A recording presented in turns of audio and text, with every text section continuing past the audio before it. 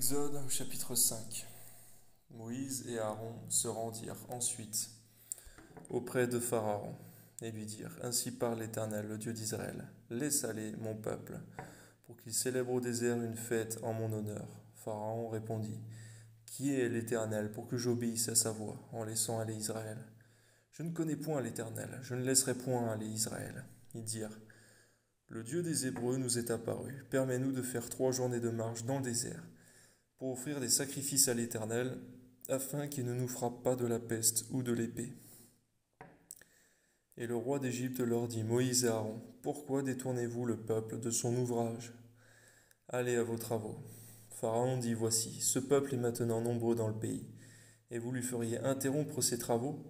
Et ce jour même, Pharaon donna cet ordre aux inspecteurs du peuple et aux commissaires: Vous ne donnerez plus, comme auparavant, de la paille au peuple pour faire les briques, qu'ils aillent eux-mêmes se ramasser de la paille. Vous leur imposerez néanmoins la même quantité de briques qu'ils faisaient auparavant. Vous n'en retrancherez rien, car ce sont des paresseux. Voilà pourquoi ils crient, en disant: Allons offrir des sacrifices à notre Dieu, que l'on charge de travail ces gens, qu'ils s'en occupent, et ils ne prendront plus garde à des paroles de mensonge. Les inspecteurs du peuple et les commissaires vinrent dire au peuple: Ainsi parle Pharaon, je vous donne plus de paille, je ne vous donne plus de paille.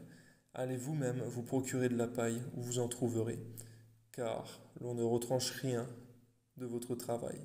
Le peuple se répandit dans tout le pays d'Égypte pour ramasser du chaume au lieu de paille. Les inspecteurs les pressaient en disant: Achevez votre tâche, jour par jour, comme quand il y avait de la paille. On abattit même les commissaires des enfants d'Israël. Non, on bâtit même les enfants d'Israël. Établis sur eux par les inspecteurs de Pharaon. Pourquoi, disait-on, n'avez-vous pas achevé hier et aujourd'hui, comme auparavant, la quantité de briques qui vous avait été fixée? Les commissaires des enfants d'Israël allèrent se plaindre à Pharaon et lui dirent: Pourquoi traites-tu ainsi tes serviteurs? On ne donne point de paille à tes serviteurs, et l'on dit: Faites des briques. Et voici, tes serviteurs sont battus, comme si ton peuple était coupable. Pharaon répondit: Vous êtes des paresseux, des paresseux.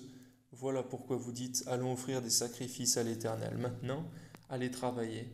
On ne vous donnera point de paille, et vous livrerez la même quantité de briques. Les commissaires des enfants d'Israël virent qu'on les rendait malheureux, en disant: Vous ne retrancherez rien de vos briques. Chaque jour, la tâche du jour.